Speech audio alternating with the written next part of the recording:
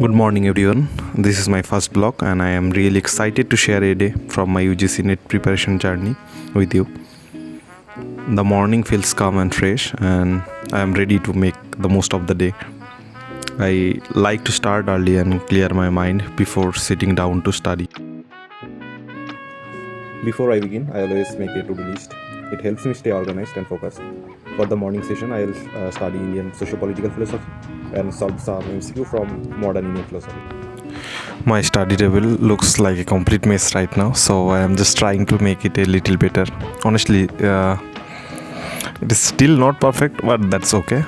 Let's just call this organized chaos. At least now can finally sit and study, right? I am starting my first session with Indian socio-political philosophy.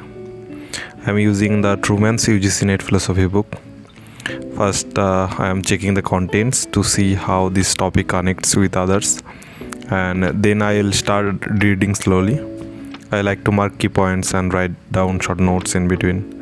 Actually, that helps me remember concepts better.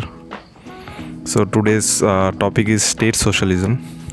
Though it's not really an important part of our syllabus, but I am studying it anyway. Because with NTA, you can't predict anything. Sometimes they give questions from the smallest corners of the syllabus. So I try not to skip topics completely. Yeah, if you are also preparing, my small advice would be don't ignore the minor topics, even if they seem less important. Make short notes. They will save you hours during revision. And don't compare your pace with anyone else. Every learner has a different rhythm. What matters is consistency, not speed. I'll stay with this topic for a while, try to understand it deeply, and then solve a few related MCQs.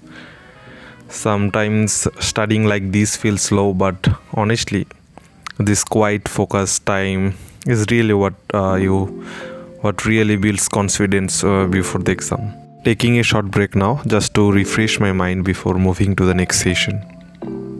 The afternoon session, I decided to study outside. After spending the whole morning at my desk, sitting under the open sky feels different. The air is quiet and the light trees actually helps me focus better. I have brought my laptop notebook here, and this small change of space really helps me when the mind starts feeling tired. I am starting with some YouTube videos of mathematical aptitude. It's one of those sections that looks easy at first but becomes tricky when you are under exam pressure. So I am solving a few reasoning and data interpretation questions. Whenever I get something wrong, I try to understand why instead of moving on quickly.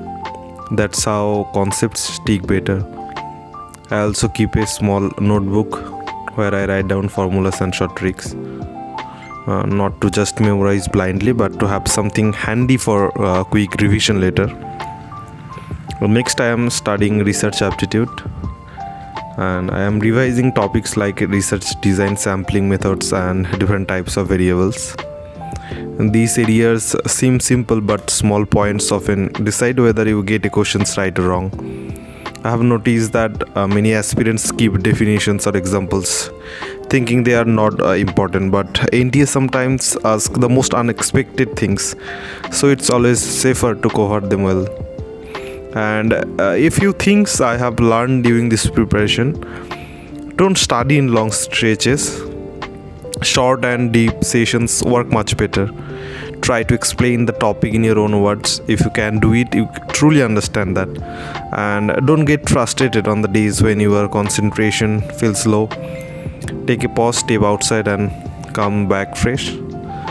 For anyone preparing, I would say keep your basics clear and revise regularly. Don't wait for the perfect time to start.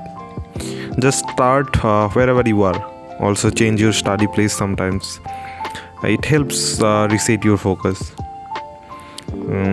By this time, I am slowly starting to feel the afternoon fade. My energy drops a bit, but I like this quiet part of the day. It helps me process what I have learned and I'll finish a few more pages before heading back inside to get ready for the evening session. After finishing my afternoon study, I decided to step outside for a while. A short walk helps clear my head after long hours of sitting. I spend a few minutes playing with our calf. Small moments sometimes like this really make the day feel lighter. Now it's time for my evening session. This is the usually most focused part of my day. I am giving a philosophy paper to mock test tonight. I try to treat it like a real exam. Same timing, no distraction and full concentration. It helps me understand where I am actually standing in my preparation.